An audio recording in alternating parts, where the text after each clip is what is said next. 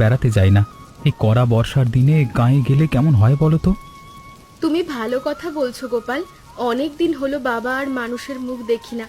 আমার নিজেরও খুব যেতে ইচ্ছে করে। বৃষ্টিটা একটু কমলেই আমরা দুজনে তৈরি হয়ে পথে ধরে রওনা দেব। তুমি ঘরের দরকারি জিনিসপত্রগুলো সব গোছগাছ করে রাখো। হ্যাঁ গোপাল, এই কড়া দুর্যোগে রাস্তার অবস্থা যে কেমন আছে তা ভেবেই চিন্তায় পড়েছি। তবু বাবার ওখানে অনেকদিন পর যাব ভেবে খুব আনন্দ হচ্ছে।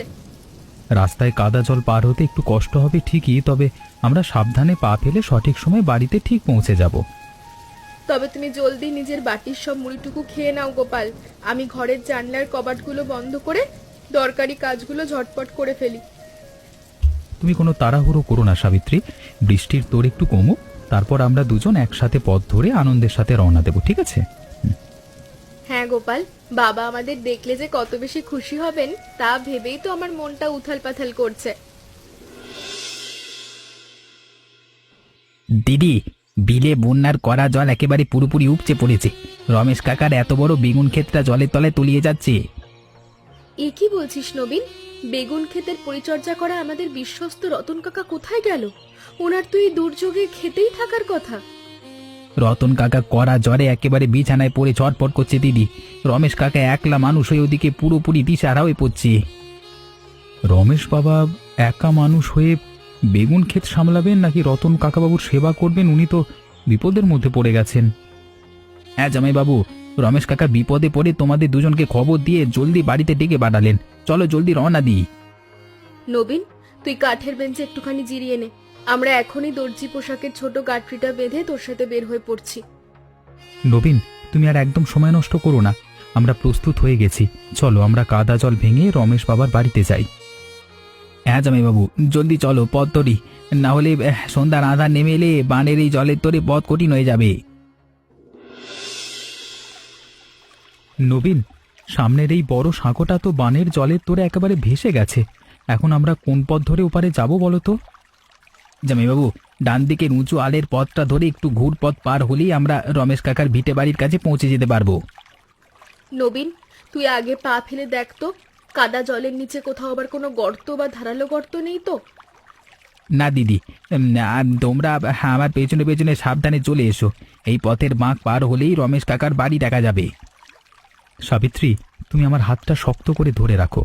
বানের এই কড়া জলের স্রোত যেভাবে বাড়ছে তাতে একলা হেঁটে পার হওয়া বিপজ্জনক। হ্যাঁ গোপাল, কাদা জলের তোড় ছড়াচ্ছে। তবে নবীনের সাথে আমরা সঠিক সময়েই দুর্যোগ পার হয়ে পৌঁছতে পারবো। জামাইবাবু, বড় বটগাছটা পেরিয়ে গেলেই কাকার বাড়ি। তোমরা আর একটুখানি জোর পায়ে হেঁটে জলদি করে এগিয়ে এসো তো। আমরা দ্রুত পায়ে আসছি নবীন, তুমি আগে গিয়ে রমেশ বাবাকে খবর দাও আর যে আমরা এই কাদা জলে পার হয়ে এসে পড়েছি। হ্যাঁ,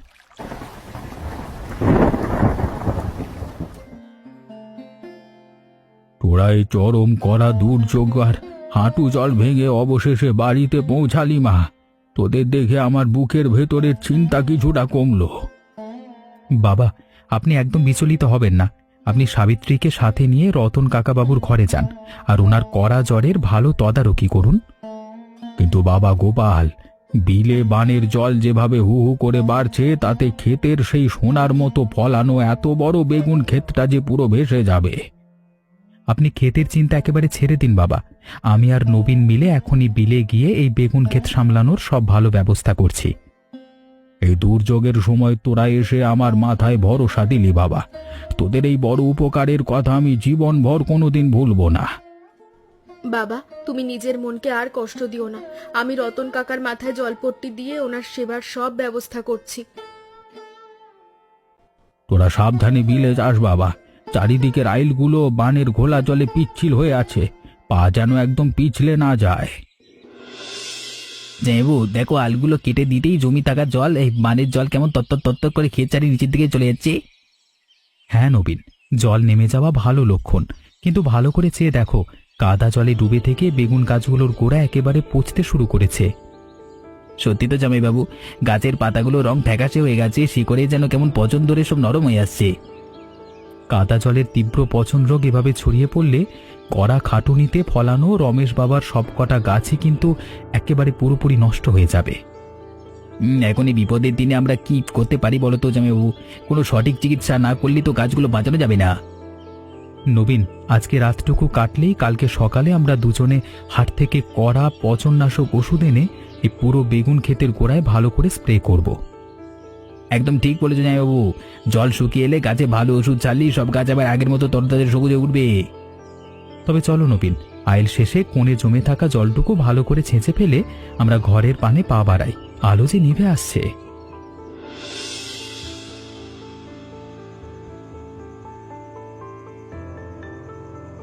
বাবা, ক্ষেতের থই থই বানের জল আমরা ছেঁচে ফেলেছি ঠিকই, কিন্তু গাছের গোড়ায় পছন্দরে কড়া বিপদ দেখা দিয়েছে। হ্যাঁ কাকা, আগামীকাল সকাল হতেই হাট থেকে গাছে ছিটানোর পচননাশক ভালো ওষুধ এনে গাছে না দিলে নষ্ট নষ্ট সব নষ্ট। তোরা সব নতুন ব্যবস্থা তোড়জোড় কর বাবা। ওষুধ কিনতে যা টাকা পয়সা লাগবে তা আমি এখনই তোদের হাতে দিচ্ছি। আপনি দুশ্চিন্তা করবেন না বাবা, সারা বছর ধরে এত কষ্ট করে ফলানো এই বেগুন গাছ আমরা নষ্ট হতে দেব না। এই দুর্যোগের মাঝে তোরা দুজনে নিজের কাঁধে ক্ষেতের এত বড় দায়িত্ব না নিলে আমার সব স্বপ্ন বিলে ভেসে যেত বাবা। কাকা তুমি আর একদম মন খারাপ করো না, জামাইবাবু আর আমি ভোরবেলাতেই হাটে গিয়ে কড়া ওষুধ কিনে আনবো। হ্যাঁ বাবা, সাবিত্রী আজকে রাতে রতন কাকাবাবুকে সামলাক, আর আমরা কালকে সকাল হতেই পথে ওষুধের উদ্দেশ্যে রওনা দেব। তোদের এই অক্লান্ত পরিশ্রম আর ভরসার কথা ভাবলে আমার বুকটা শান্তিতে ভরে যায়। ওপরওয়ালা তোদের মঙ্গল করুক।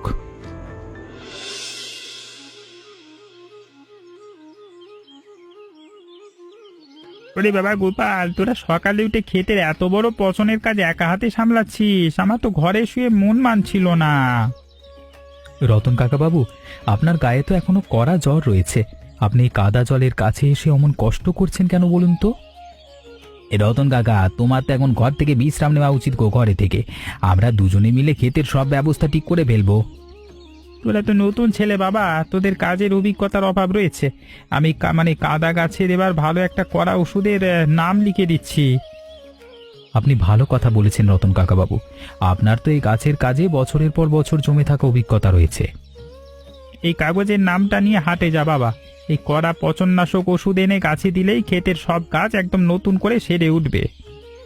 তা রতন কাকা, তুমি কাগজের নামটা জামাইবাবুর হাতে দাও, আমরা চটপট হাটে গিয়ে কাজটার মানে এই কাজের সঠিক ওষুধটা নিয়ে আসি। কাকাবাবু, আপনি এবার ধীরে ধীরে মানে বাড়ির বারান্দায় গিয়ে বসুন, আমরা ওষুধ এনে ক্ষেতের সব গাছে ভালো করে ছিটিয়ে দিচ্ছি। রমেশ বাবু, আমার গায়ের কড়া জ্বর এখন একেবারে পুরোপুরি কমে গেছে। আগামীকাল সকাল থেকে আমি আবার বেগুন খেতে কাজে যোগ দেব। কি বলছো তুমি রতন? তোমার শরীর এখনো একেবারে পুরোপুরি চাঙ্গা হয়নি। এই কড়া বানের কাদা জলে নামলে তুমি আবার অসুস্থ হয়ে পড়বে। হ্যাঁ রতন কাকাবাবু, রমেশ বাবা একদম ঠিক কথা বলেছে, আপনার শরীরে এখনো চরম দুর্বলতা রয়েছে, আপনি এখন খাটবেন না।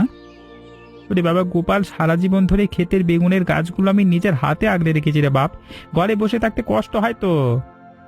তুমি আর জেদ করো না রতন, ক্ষেতের সমস্ত কাজ এখন গোপাল আর নবীন নিখুঁতভাবে সামলে নিচ্ছে। আপনি আর কয়েকটা দিন আরামে ঘরে থেকে পুরো সুস্থ হয়ে উঠুন কাকাবাবু, তারপর আমরা সবাই মিলে একসাথে জমিতে নামবো। তোরা যখন এত ভালোবেসে অনুরোধ করছিস বাবা, তবে আমি আর 2 দিনই ঘরে জিরিয়ে নিচ্ছি। তোরা মন দিয়ে কাজ কর। হ্যাঁ হ্যাঁ রতন, তুমি আগে একেবারে পুরোপুরি ভালো হয়ে ওঠো। আমাদের এই বিপদের দিনে গোপাল আর নবীন তো ভরসা এনে দিল, তাই না?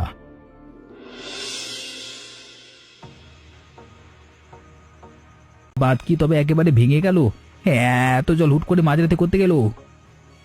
আর কোথা থেকে বলো তো নবীন, চটপট কোদাল আর ঝুড়িটা হাতে নিয়ে ক্ষেতের দিকে দৌড় দাও, না হলে সব ফসল নষ্ট হয়ে যাবে।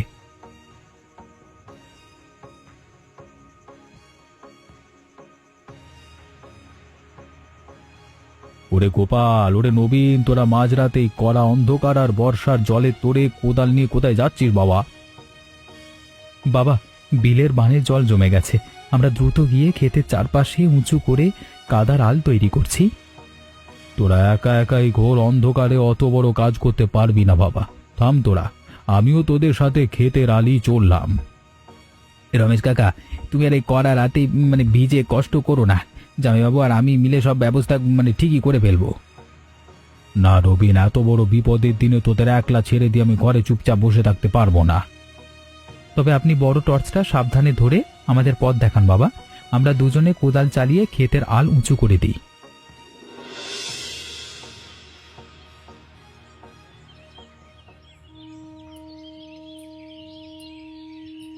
রমেশবাবু, কালকে রাতে বিলে এত বড় বানের কড়া জল এলো, অথচ কেউ আমাকে একটা খবর পর্যন্ত দিলে না। তুমি অমন করে অভিমান করছো কেন রতন? কালকে রাত দুপুরে তো তুমি কড়া জ্বরে কাবু হয়ে বিছানায় ছটফট করছিলে।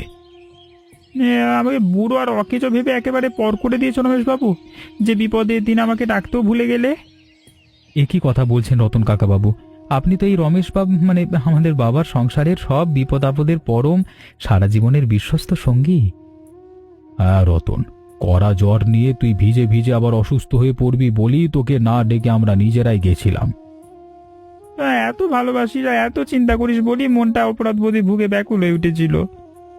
আপনি নিজের মন থেকে অভিমান একেবারে ঝেড়ে ফেলুন। আমরা সবাই তো একই পরিবারের মতো মিলেমিশে আছি, তাই না?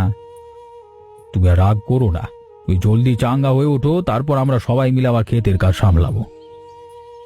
ভালোবাসা দেখলে আমার গায়ে সব রোগ আর কষ্ট দূর হয়ে যায়। সত্যি বড় মনের মানুষ।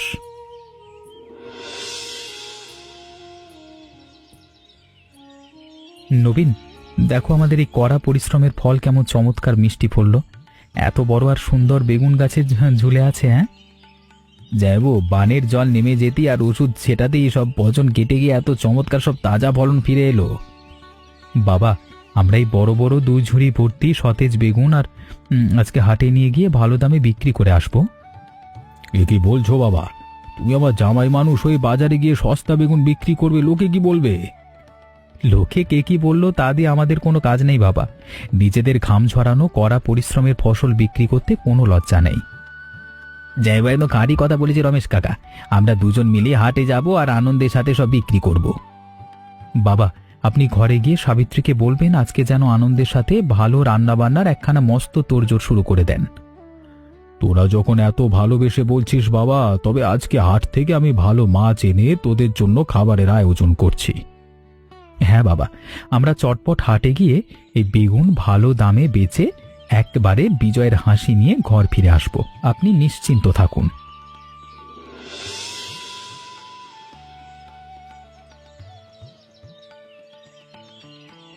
বাবা, হাটে আমাদের এই চকচকে বেগুনগুলো দেখেই চারিদিকের সব মানুষ কাড়াকাড়ি করে মুহূর্তের মধ্যে কিনে ফেললো। হ্যাঁ কাকা, হাটের মানে সবচাইতে সেরা ভালো দামে আমরা আজকে বেগুনের 2 বড় ঝুড়ি পুরো খালি করে বিক্রি করেছি। তোদের এই পরিশ্রমের ভালো তোড়জোড় দেখে আমার নিজের মনটা খুশিতে ভরে উঠেছে গোপাল। বাবা তো তোমাদের আনন্দের খবর পেয়ে হাট থেকে বড় মাছ কিনে এনেছে। আজ তো ভোজের আয়োজন হবে। সাবিত্রী, আমি কিন্তু এই তাজা মাছের সাথে তোমার নিজের হাতের ভাজা কড়া বেগুনের খাস্তা ভাজি চটপট পেট ভরে খাবো। তবে আর দেরি না করে রান্নাঘরে যা আমার সাবিত্রী, আজকে কড়া বর্ষায় গরম খিচুড়ি আর বেগুন ভাজির চমৎকার তোড়জোড় কর। হ্যাঁ বাবা, আমি এক্ষুনি কাঠের উনুনে গরম খিচুড়ি বসিয়ে দিচ্ছি। আর তোমরা সবাই জলদি পুকুর থেকে ধুয়ে তৈরি হও তো।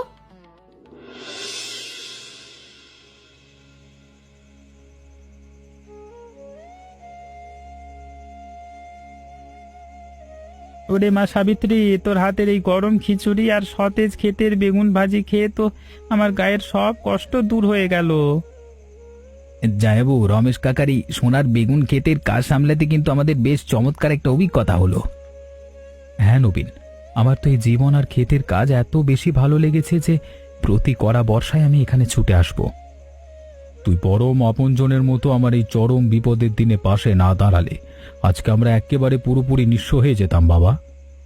বাবা, আপনি অমন করে পর ভেবে ভালো কথা বলবেন না। আমরা তো সবাই একই পরম পরিবারের সদস্য। হ্যাঁ, গোপাল বাবার সততার বড় মনের উদারতার কথা বৃদ্ধ বয়সে শেষ দিন বলে মনে কাঁটা থাকবে বাবা। তোমরা আর কথাবার্তা না বলে এবার তৃপ্তি করে খাও। তৃপ্তি করে পাত ভর্তি এই গরম খিচুড়ি আর কড়া বেগুন ভাজি খেয়ে নাও তো। কাকাবাবু, আমরা তো এবার নিজেদের বাড়ির পানে রওনা দিচ্ছি। আপনি কিন্তু নিজের দুর্বল শরীরের প্রতি খেয়াল রাখবেন। ওরে বাবা গোপাল, তোদের বিদায় দিতে আমার মনটা কেঁদে উঠেছে। সাবধানে পথ ধরে হেঁটে যাস বাপ। বাবা, ক্ষেতের সব কাজ তো এখন একেবারে স্বাভাবিক হয়ে গেছে। তবে আমাদের বিদায় দিন, আর কোনো নতুন বিপদ হলেই খবর পাঠাবেন। তোরা এই কদিনে আমার সংসারটাকে ভরসা দিলি বাবা, তোদের এই ভালোবাসা আমি কখনো ভুলবো না। বাবা, তুমি নিজের শরীরের যত্ন নিতে কিন্তু ভুলো না, আর সময় পেলেই আমাদের বাড়িতে বেড়াতে চলে এসো। হ্যাঁ মা সাবিত্রী, বৃষ্টি বাদল একটু পুরোপুরি কমলেই আমি তোদের ঘরে গিয়ে তোদের দুজনকে ভালো করে দেখে আসবো। আর কাকাবাবু, তবে আমরা আসি। আপনারা পরম শান্তিতে ঘরের বারান্দায় গিয়ে বসুন। আপনাদের পথ সুগম হোক।